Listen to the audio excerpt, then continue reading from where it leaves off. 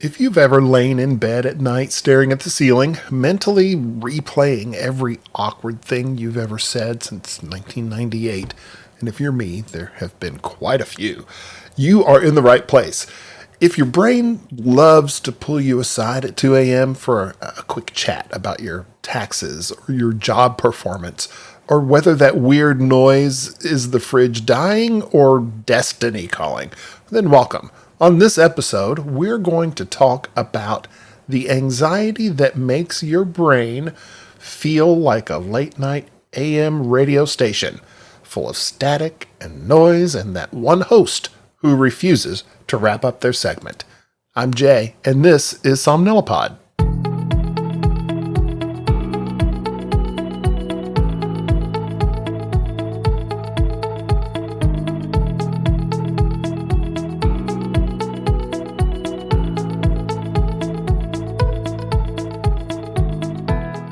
Hello, everybody. Welcome back. I am so glad that you're joining me, and I hope that you enjoy our topic today.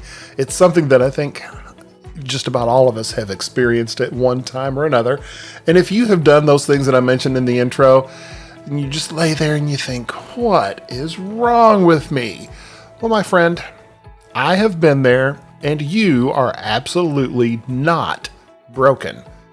Nighttime anxiety is one of the most common and often least talked about disruptors of sleep. It's sneaky, it's stubborn, and it loves to show up exactly when you want it least. But here's the important part. Anxiety-driven insomnia is incredibly normal.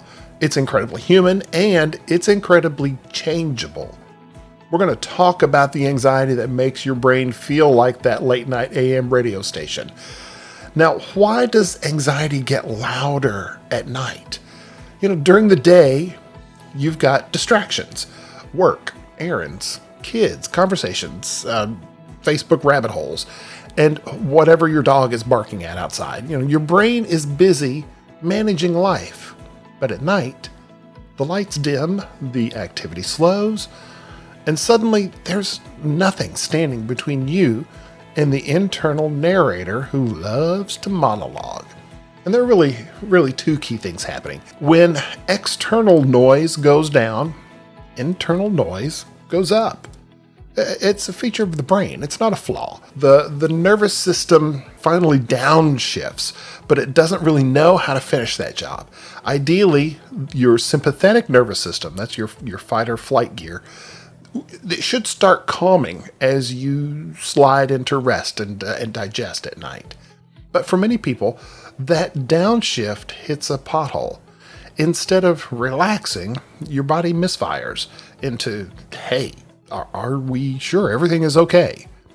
And that's why your heart starts thumping when you lay down. Not because something's wrong, but because your system isn't sure how to settle. And here's the pattern that many people fall into. And I'm sure that you have done this yourself. I know I have. You worry, you can't sleep. You can't sleep, you worry more. Rinse, repeat, rinse, repeat, rinse, repeat.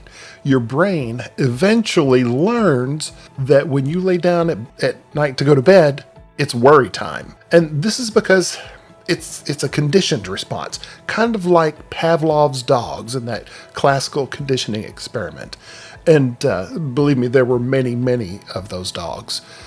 Except instead of drooling at the bell, your brain fires up the anxiety playlist the second your head hits that pillow. This is changeable, by the way. Conditioned habits can be unconditioned. But first, we need to understand one big thing. At night, your brain is not giving you productive, problem-solving thoughts. It's giving you counterfeit worry. Counterfeit worry feels urgent, but accomplishes nothing. Its job is not to help you fix your life. Its job is to keep your brain awake just in case there's danger. And this goes back to ancient survival biology. Darkness used to be full of threats.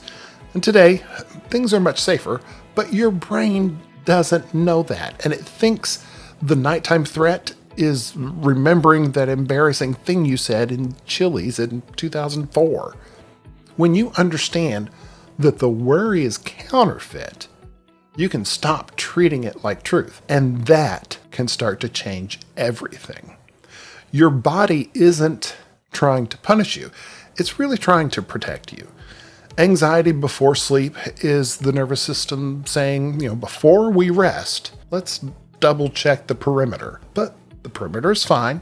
You're safe. Your system just needs help remembering that. This is when gentle, real-world tools make a huge difference. Not perfection, not a 37-step nighttime routine, although a nighttime routine is good for you. It does not have to be 37 steps.